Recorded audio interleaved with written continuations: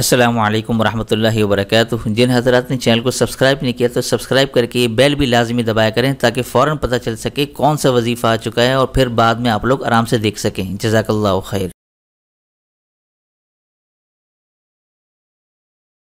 السلام علیکم ورحمۃ اللہ وبرکاتہ۔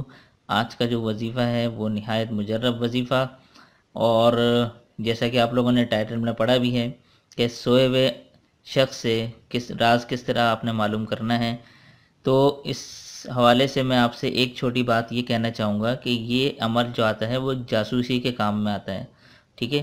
چونکہ جاسوسی اللہ تعالیٰ نے اپنے قرآن کریم وَلَا تَجَسَّسُوا، جاسوسی مت کرو، تو اس حوالے سے چونکہ قرآن کریم میں منع آیا ہے تو یہ چیز حرام ہے جاسوسی کرنا۔ لیکن جاسوسی کی بھی کچھ جو ہے اقسام ہوتی ہیں کہ جہاں پر جاسوسی کرنا جائز ہو، ٹھیک ہے، شرعاً جائز ہو۔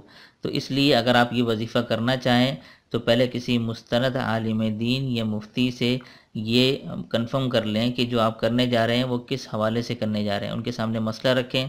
اگر وہ تو یہ کہیں کہ ہاں یار اس مقصد کے لیے آپ جاسوسی کر سکتے ہیں تو پھر آپ یہ وظیفہ کیجئے گا، ٹھیک ہے؟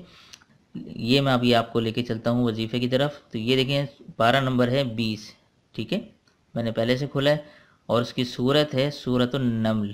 وَإِنَّ رَبَّكَ لَيَعْلَمُ مَا تُكِنُّ صُدُورُهُمْ وَمَا يُعْلِنُونَ، ٹھیک ہے؟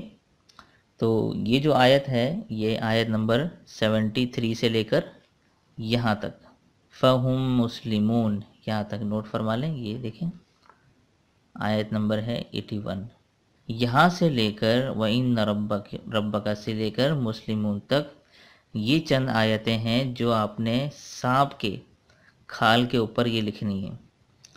یہ تھوڑا سا عمل مشکل ہے لیکن اتنا بھی مشکل نہیں ہے کہ یہ چیزیں نہ مل سکیں آپ کو، ٹھیک ہے، سانپ کی کھال مل جاتی ہے۔ وَإِنَّ رَبَّكَ سے لے کر مسلمون تک یہ آیتیں سانپ کی کھال کے اوپر آپ نے یہ لکھنی ہے۔ کس سے لکھنی ہے وہ میں آپ بتاتا ہوں۔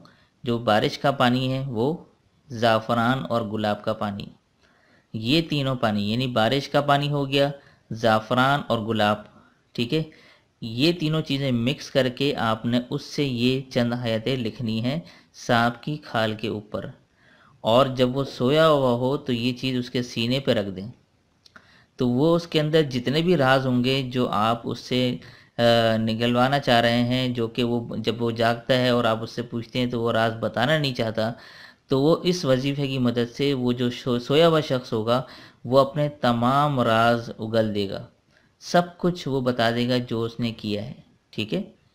تو میں آپ کو پہلے سے بتا دوں کہ یہ جاسوسی وہاں کرنا جائز ہے جہاں شرعاً اسلام شریعت اجازت دیتی ہو۔